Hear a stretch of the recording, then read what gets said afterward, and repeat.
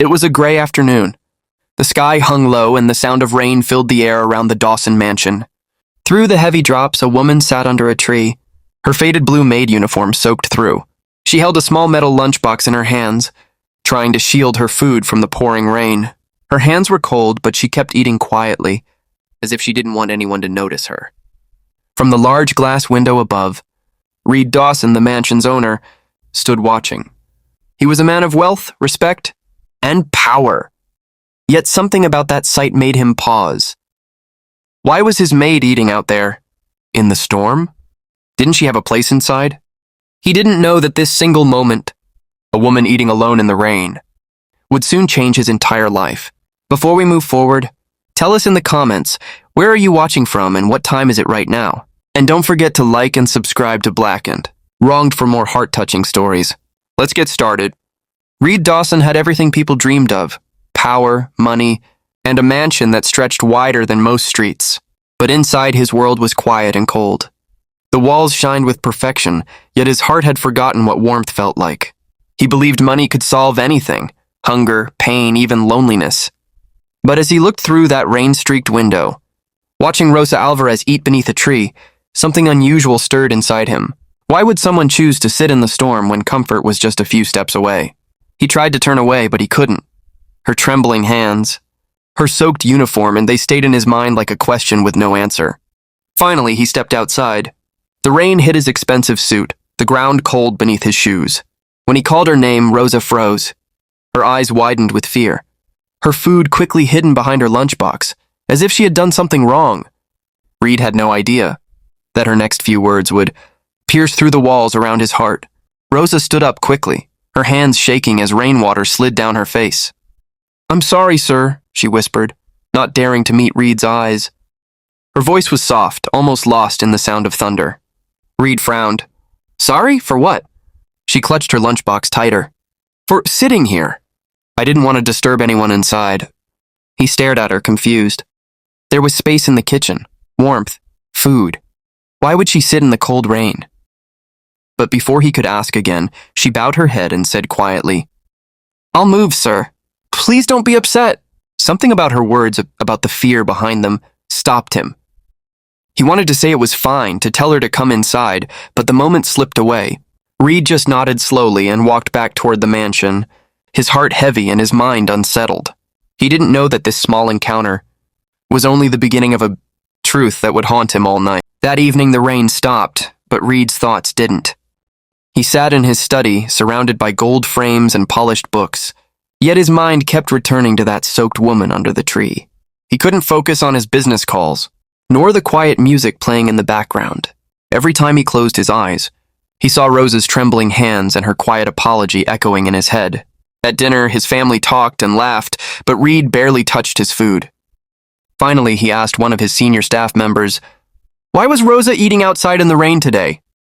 The man looked uneasy and replied softly, "Sir, she always eats outside. She says she doesn't want to disturb anyone inside the kitchen." Reed frowned. "Disturb? She works here. Why would she think that?"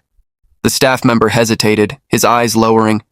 "Some of your guests once complained about her uniform smelling like detergent. Since then, she never eats inside." Reed's spoon froze midair. His chest tightened. That single sentence shattered his peace, and he knew he couldn't ignore it anymore. The next day the sky was clearer, but Reed's heart still carried the weight of last night. He decided to see it for himself. No questions, no orders, just quiet observation.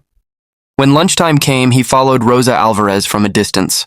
She carried the same small lunchbox wrapped carefully in a thin plastic bag. She walked through the garden and sat under that same tree, like it was the only place she belonged. Her food was simple: some rice and beans, maybe leftovers from the day before. Reed noticed her hands, rough from years of cleaning, her wrists thin from exhaustion. Yet she ate slowly, calmly, as though this lonely spot was safer than the warmth inside.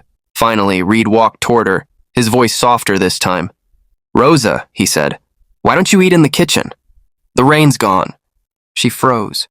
Then, without looking up, she said quietly, "Because, sir, I don't ever want to embarrass you again." Those words hit him harder than the rain ever could, but he still didn't know how deep her story really went. Reed couldn't get Rosa's words out of his mind. That night sleep escaped him. The rain had stopped outside, but inside guilt poured heavier than ever. He kept thinking, how could someone so loyal, so kind, feel unworthy of shelter? The next afternoon he made a decision. He told his driver to take him to Rosa's neighborhood, the part of the city he had only seen from a distance. The streets were narrow and muddy, children playing barefoot among broken fences. When they stopped at a small house with peeling paint and a leaking roof, Reed's heart sank. Through the window he saw a young boy studying under a dim bulb. His books were worn, his pencil short, yet there was a quiet determination in his eyes. On the wall beside him hung his drawings, a hospital, a doctor and a woman in a blue uniform. The boy looked up, smiled politely, and said, "Mama will be home soon, sir." Reed's throat tightened. That boy was Liam Alvarez, Rosa's son. In that fragile smile, Reed realized the truth he had been blind to, and it broke him in ways success never could. Reed drove back home in silence, the city lights blurring through his window. He had spent years building towers of glass and marble, yet none of them could reflect what he felt now: shame, regret, and awakening. He thought of Rosa walking miles every morning, of her quiet strength, of Liam's dream to become a doctor. She had carried the weight of struggle with dignity, while he had lived blind inside his mansion of pride. That night, Reed didn't sleep. He sat by his window until dawn, watching the soft drizzle return. It reminded him of that first moment, Rosa, eating in the rain. But now he understood. She wasn't just eating food. She was swallowing her pain in silence. By sunrise, Reed made up his mind. He wouldn't just feel sorry, he would make things right. What he planned next would not only change Rosa's life, it would also transform his own heart forever. The next morning, Reed called Rosa into his office. She walked in nervously, her hands twisting together. "Did I do something wrong, sir?" she asked softly. Reed shook his head. "No, Rosa. You've done more right than you know." He handed her a white envelope. Inside was a scholarship approval letter, Liam Alvarez's education fully funded until graduation. Next to it, an offer letter for Rosa herself, promotion to head of housekeeping with double salary.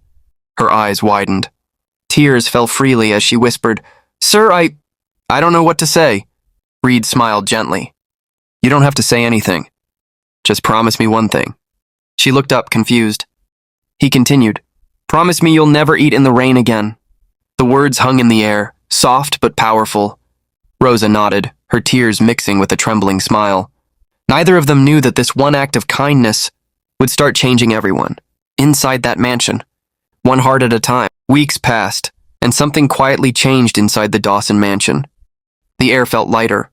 The staff smiled more. Even Reed's own family noticed the warmth returning to the halls.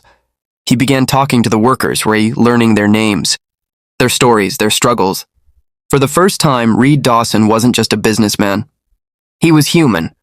Years later, a letter arrived, an invitation to a graduation ceremony. Liam Alvarez had become a doctor, just like in the drawings on his wall. When Rosa spotted Reed in the audience, clapping proudly, she couldn't hold back her tears. After the ceremony, she whispered, "Sir, thank you for everything." Reed smiled softly. "No, Rosa, you gave me more than I ever gave you. You reminded me what real wealth is." That day, the same rain began to fall again, but this time it didn't feel cold. It felt pure, like the world had forgiven itself. Because sometimes it only takes one act of kindness, one look beneath the rain, to change a heart forever. If this story touched your heart, please don't forget to like, comment, share, and subscribe to Black and Wronged for more soul-touching stories. Tell us in the comments, what lesson did you learn from Rosa's story? Was it kindness, humility, or the power of empathy? We'd love to hear your thoughts.